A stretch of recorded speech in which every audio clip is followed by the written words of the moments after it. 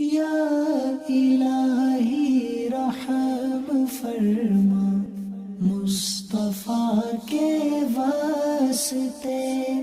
دا تاسو وکتل دا شنه غنمونه ځنې ځایونو کې فصل پوخ شو تیاری لګیا ده.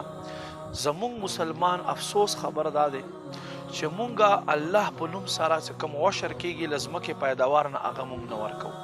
یاد وساتئ ځمکه چې څه راپورته کوي په هغې کې لسمه حصه الله په نوم باندې ورکول دا واجب دي او دا داسې ضروري دي لکه څنګه چې تا ما مونځ کوو، دا داسې ضروري دي لکه څنګه چې تا ما روژه نیسو. خو افسوس چې مونږ مسلمان چې دی الله په نوم باندې چې کوم هغه حق بیان شوی دی مونږ ته هغه نه ورکوي.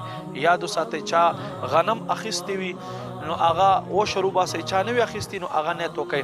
او دې سره یو بله مسله ده ته ډېر خلک وایي یاره ما ټکټر په چلولی ده، ما اوبه ورکړي دي، زه به دا زکات دې کې عشر کله ورکوم، زکات به زه کله ورکوم. څه خلک دې ته زکات وایي. یاد وساتئ د دې پټیک باندې چې تا څومره محنت کړی دی، څومره روپۍ دې پې لګولي دي، د ټولو شیزونو نه مخکې به اول عشر وباسې، بیا به هغې نه بعده ته تقسیم کاري کوې، مزدور ته یې پکې ورکوې، بل چا ته یې ورکوې.